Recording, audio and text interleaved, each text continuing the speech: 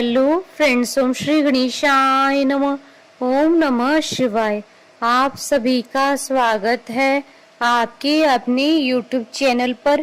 Friends, आज हम आपको इस वीडियो में बताने जा रहे हैं श्रावण मास महात्म्य के 27वें अध्याय की कथा के बारे में, जिसको सुनने मात्र से ही होंगी आपकी सभी मनोकामनाएं शीघ्र ही पूर्ण और त्रिलोकीनाथ की कृपा आपके साथ सदा बनी रहेगी। फ्रेंड्स, वीडियो शुरू करने से पहले आपसे रिक्वेस्ट है, अगर आप हमारे चैनल पर नए हैं और आपने अभी तक चैनल को सब्सक्राइब नहीं किया है तो प्लीज सब्सक्राइब कीजिएगा चैनल को, साथ ही प्रेस कीजिएगा बेल आइकन को, जिससे नए वीडियो से रिलेटेड नोटिफिकेशन आपको तुरंत प्राप्त हो सके। और वीडियो पसंद आने पर वीडियो को लाइक और शेयर जरूर कीजिएगा ताकि सभी भक्तों को इस वीडियो का लाभ प्राप्त हो सके। और कमेंट बॉक्स में ओम नमः शिवाय जरूर लिखिएगा। श्रावण मास महात्म्य सभी प्रकार के विघ्नों का नाश करने वाले तथा सारी सृष्टि का पालन करने वाले श्री गणेश जी तथा ज्ञान की दाता देवी श्री सरस्वती जी तथा सब पुराणों के कर्ता श्री व्यास जी तथा श्री गुरुदेव जी के चरण कमलों में नमस्कार करके भगवान की श्रद्धा और भक्ति रस से डूबे हुए श्रावण मास महात्म्य की कथा कहती हूँ। कर्क संक्रांति और सिंह संक्रांति में किए जाने वाले कार्य। ईश्वर बोले, हे सनत कुमार, श्रावण मास में कर्क संक्रांति तथा सिंह संक्रांति आने पर उस समय जो कृत्य किए जाते हैं उन्हें मैं आपसे कहता हूँ।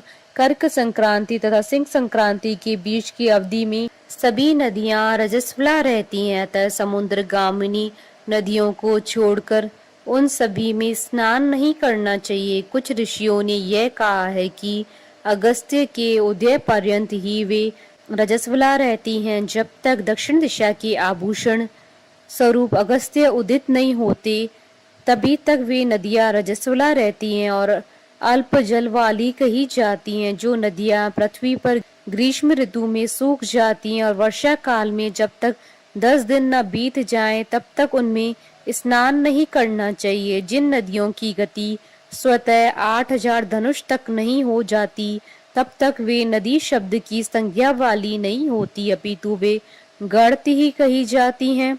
कर्क संक्रांति के प्रारंभ में 3 दिन तक महानदियां रजस्वला रहती हैं। वे स्त्रियों की भांति चौथे दिन शुद्ध हो जाती हैं। हे मुने, अब मैं महानदियों को बताऊंगा, आप सावधान होकर सुनिए। गोदावरी, भीमरथी, तुंगभद्रा, वेनिका, तापी, पयोषणी, ये 6 नदियां विंध्य के दक्षिण में कही गई हैं। भागीरथी, नर्मदा, यमुना, सरस्वती, विशोका, वित्सता, ये 6 नदियां विंध्य के उत्तर में कही गई हैं। ये 12 महानदियां देवर्षि क्षेत्र से उत्पन्न हुई हैं। हे मुने, देविका, कावेरी, वंजरा, कृष्णा, ये महानदियां कर्क संक्रमण के प्रारंभ में 1 दिन तक रजस्वला रहती हैं। गोमती नामक नदी कर्क संक्रमण होने पर 3 दिनों तक रजस्वला रहती हैं। चंद्रभागा, सती, सिंधु, सरयू, नर्मदा, गंगा, यमुना, पलक्षजाला, सरस्वती, ये जो नाद संज्ञा वाली नदियां हैं वे रजोदोष से युक्त नहीं होती हैं। श्योण, सिंधु, हिरण्य, कोकिल, आहित, गग्गर और शतद्रु, ये 7 नाद पवित्र कहे गए हैं। धर्म द्रव्यमयी गंगा, पवित्र यमुना तथा सरस्वती, ये नदियां गुप्त रजोदोष वाली होती हैं, अतः ये सभी अवस्थाओं में निर्मल रहती हैं। जल का यह रजोदोष नदी के तट पर रहने वालों को नहीं होता है। रजोधर्म से दूषित जल भी गंगा जल से पवित्र हो जाता है। प्रसव अवस्था वाली बकरियां, गायें, भैंसे व स्त्रियां और भूमि पर वृष्टि के प्रारंभ का जल ये 10 रात व्यतीत होने पर शुद्ध हो जाते हैं। कुएं तथा बावली के अभाव में अन्य नदियों का जल अमृत होता है। रजोधर्म से दूषित काल में भी ग्राम भोग नदी दोषमय नहीं होती है। दूसरे के द्वारा भरवाए गए जल में रजोदोष नहीं होता है।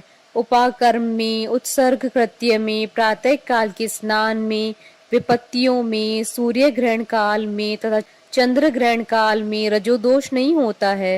हे सनत कुमार, अब मैं सिंह संक्रांति में गौ प्रसव के विषय में कहूंगा। सिंह राशि में सूर्य के संक्रमण होने पर यदि गौ प्रसव होता है, तब जिसकी गाय प्रसव करती है उसकी मृत्यु 6 महीनों में हो जाती है। मैं इसकी शांति भी बताऊंगा जिससे सुख प्राप्त होता है। प्रसव करने वाली उस गाय को उसी क्षण ब्राह्मण को दे देना चाहिए। उसके बाद घृत मिश्रित काली सरसों से होम कराना चाहिए। उसके बाद विहारतियों से घृत में सिक्त तिलों की 1008 आहुतियां डालनी चाहिए। उपवास रखकर विप्र को प्रयत्न पूर्वक दक्षिणा देनी चाहिए। सिंह राशि में सूर्य के प्रवेश करने पर जब गोष्ठ में गौ प्रसव होता है, तब कोई अनिष्ट अवश्य ही होता है। अतः उसकी शांति के लिए शांति कर्म अनुष्ठान कराना चाहिए। अस्य वाम इस सूक्त से तथा तदिष्णु इस मंत्र से तिल तथा घृत से 108 आहुतियां देनी चाहिए और मृत्युंजय मंत्र से 10,000 आहुतियां डालनी चाहिए। उसके बाद श्री सूक्त से अथवा शांति सूक्त से स्नान कराना चाहिए। इस प्रकार किए गए विधान से कभी भी भय नहीं होता है। इसी प्रकार यदि श्रावण मास में घोड़ी दिन में प्रसव करे तो उसके लिए भी शांति कर्म कराना चाहिए। उसके बाद दोष नष्ट हो जाता है। हे सनत कुमार, अब मैं कर्क संक्रांति में, सिंह संक्रांति में तथा श्रावण मास में किए जाने वाले शुभ प्रदान का वर्णन करूंगा। सूर्य के कर्क राशि में स्थित होने पर घृत देनु का दान तथा सिंह राशि में स्थित होने पर स्वर्ण सहित छत्र का दान श्रेष्ठ कहा जाता है तथा श्रावण मास में दान अति श्रेष्ठ फल देने वाला कहा गया है। भगवान श्रीधर की प्रसन्नता के लिए श्रावण मास में घृत कुंभ, घृत धेनु तथा फल विद्वान ब्राह्मण को प्रदान करने चाहिए। मेरी प्रसन्नता के लिए श्रावण मास में किए गए दान अन्य मासों के दानों की अपेक्षा अधिक अक्षय फल देने वाले होते हैं। 12 महीनों में इसके समान अन्य मास मुझको प्रिय नहीं है। जब श्रावण मास आने को होता है तब मैं उसकी प्रतीक्षा करता हूँ। जो मनुष्य इस मास में व्रत करता है वह मुझे परम प्रिय होता है, क्योंकि चंद्रमा ब्राह्मणों के राजा हैं, सूर्य सभी के प्रत्यक्ष देवता हैं। ये दोनों मेरे नेत्र हैं। कर्क तथा सिंह की दोनों संक्रांतियां जिस मास में पड़े उससे बढ़कर किसका महात्मा होगा। जो मनुष्य इस श्रावण मास में पूरे महीने प्रातः काल स्नान करता है वह 12 महीनों के प्रातः स्नान का फल प्राप्त करता है। यदि मनुष्य श्रावण मास में प्रातः स्नान नहीं करता है तो 12 महीनों में किए गए उसके स्नान का फल निष्फल हो जाता है। हे महादेव, हे दया सिंधु, मैं श्रावण मास में उषा काल में प्रातः स्नान करूंगा। हे प्रभु, मुझे विघ्न रहित कीजिए। प्रातः स्नान करके शिव जी की पूजा करके श्रावण मास की सतकथा का प्रतिदिन भक्ति पूर्वक श्रवण करना चाहिए। बुद्धिमान व्यक्ति इस प्रकार से ही मास व्यतीत करता है। अन्य मासों की प्रवृत्ति पूर्णमासी प्रतिपदा से होती है, किंतु इस मास की प्रवृत्ति अमावस्या की प्रतिपदा से होती है। श्रावण मास की कथा के महात्मा का वर्णन भला कौन कर सकता है। इस मास में व्रत, स्नान, कथा श्रवण आदि से जो 7 प्रकार की वंध्या स्त्री होती है वह भी सुंदर पुत्र प्राप्त करती है। विद्या चाहने वाला विद्या प्राप्त करता है, बल्कि कामना करने वाले को बल मिलता है। रोगी आरोग्य प्राप्त करता है, बंधन में पड़ा हुआ व्यक्ति बंधन से छूट जाता है। धन का अभिलाषी धन को पा लेता है। धर्म के प्रति मनुष्य का अनुराग हो जाता है तथा पत्नी की कामना करने वाला उत्तम पत्नी पाता है। हे मानव, अधिक कहने से क्या प्रयोजन है।